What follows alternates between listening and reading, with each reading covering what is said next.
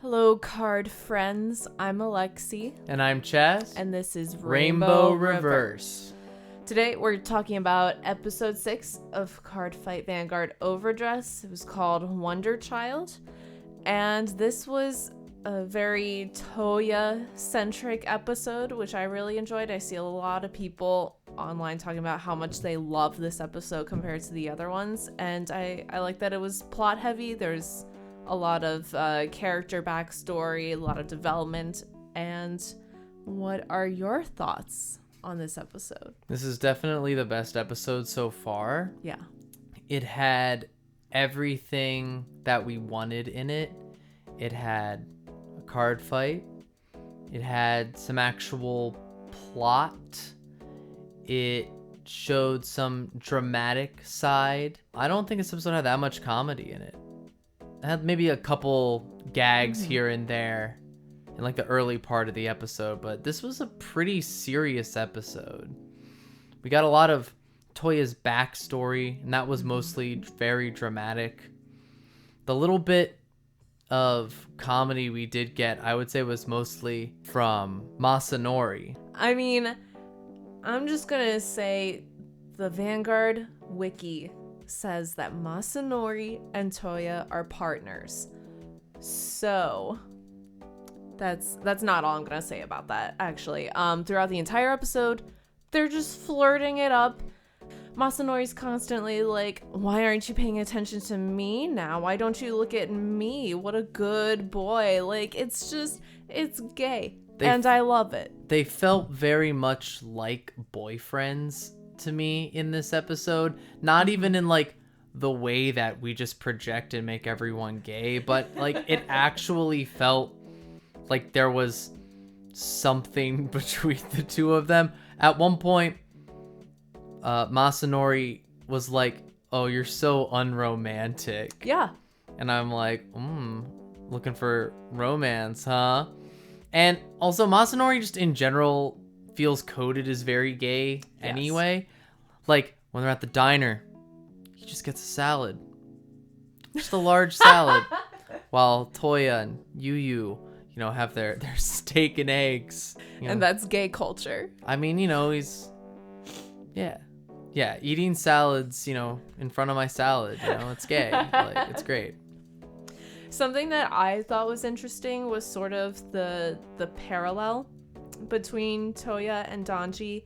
Like, they're both men's men. They have like all these different jobs. Toya's a top medical student apparently, and both really good at Vanguard. There was a point where it showed Toya when he was starting to play Vanguard that he was so good that no one wanted to play him anymore, which, name of the episode, Wonder Child. I just thought that the sort of parallel that they were showing between Danji and Toya was interesting. Reminded me a little bit of an original Vanguard with like Kai or Ren, how other people would grow tired of facing them. Yeah. Kind of gave me those vibes of, oh, you're too good. We can't fight against you. It's not fair. The shot where he's like holding the little trophy from winning the championship, but he's also sad because his mom's like, whatever, Toya. Gotta study. That's gay culture. Disappointing your parents. Being disowned by your parents. I really liked the scene where Yuyu and Masanori and Toya get dinner together after they almost hit Yuyu with their car. It was very wholesome. They get dinner together, they hang out, and they're looking over Yuyu's deck, telling him what's good. I thought it was very, like, it felt like a day at the shop, at the game shop. You go get food, you look over decks, and I really liked that. Yeah, we got to see not just, like, backstory of Toya and Masanori, like, personality. We got to get a little humanization of the two of them, which I still feel like Masanori's supposed to be the villain the way he's presented in the theme song, with his big dramatic arm opening, flying backwards pose in the opening. Look, maybe he's just a dramatic bitch, which he definitely is. I don't know. Again, overarching plot, was a little moved with this episode. I think that there was a contribution to the overall story of overdress. However, there still hasn't been a big defining, this is the conflict. It might relate to Toya and Masanori in some way. We're just not sure yet. You know what I think it is, why you think that Zakusa and Masanori might become villains? I think it's because the way that a lot of anime villains have been queer-coded in the past. I think Zakusa and Masanori have very similar aspects to these typical, flamboyant villains, but I don't think they're gonna be villainous. I just had that interpretation because they were the only other characters we got introduced to before the series started. Yeah. And I always just was like, oh, the 5-star decks are like the 5 heroes, and we know that these two play these other darker looking decks. So I just always kind of thought they would maybe be the antagonists based on that. That makes sense. Before we even ever saw them in the show, really. I understand your theory about them being kind of gay coded and that seeming like how a lot of villains are or whatever, especially in like Disney movies or whatever. Right. But I don't know. I mean, someone has to be the villain eventually, and they could give us characters we don't know. They could throw in an unintroduced character to be a villain, but isn't there more drama if it's someone we know and love? You're right. It could go either way, I think. Something that I really liked about this episode was that it showed some gameplay. There was some animation of the units, you got to see some actual card fighting, and I feel like that's what a lot of people have been waiting for with overdress. I really liked the fight scene in this episode, like the animated part of the fight scene with Valiente and Bastion engaged in some combat.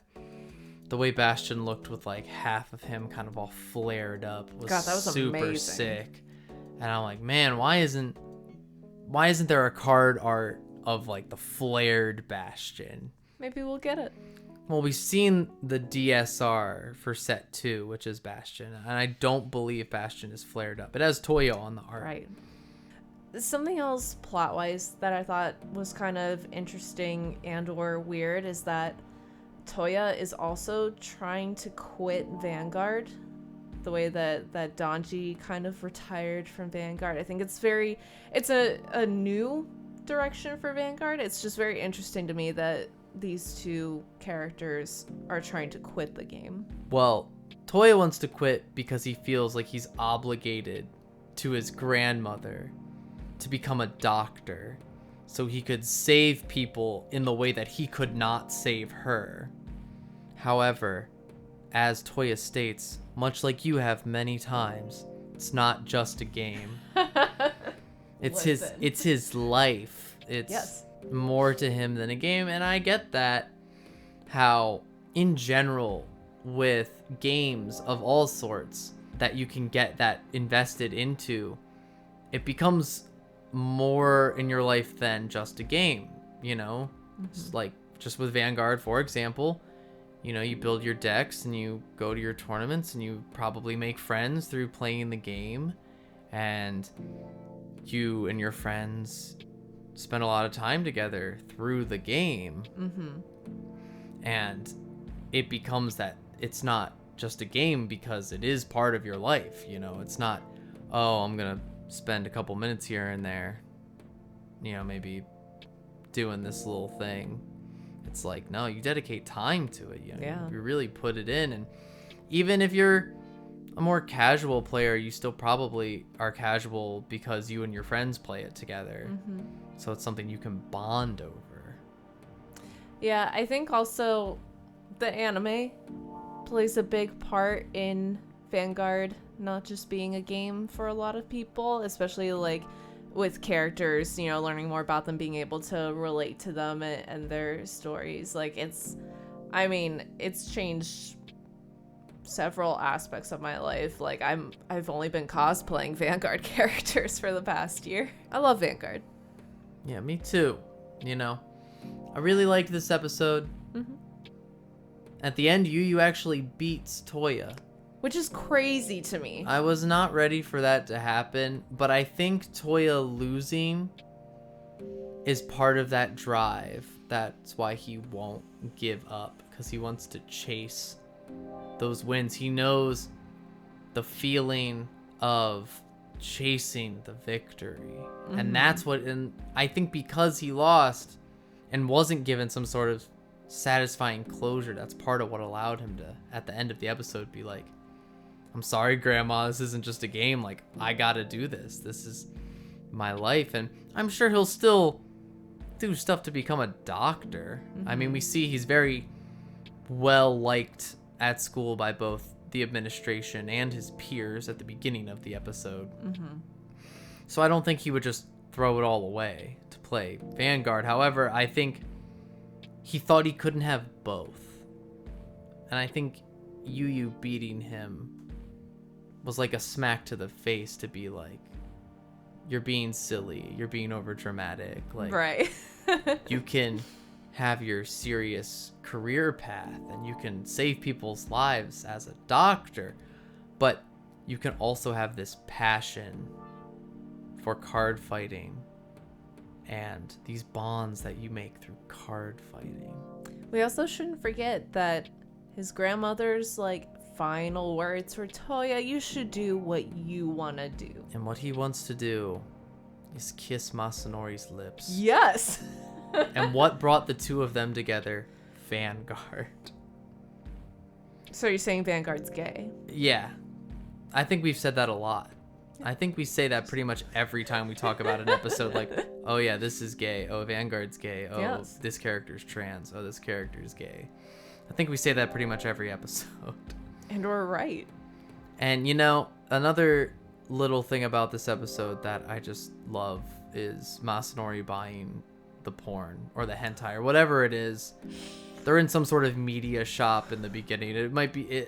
the word DVD appears. However, I wasn't sure if there were books in there too or not. But we see him peek from behind the 18 and up curtain with like a stack.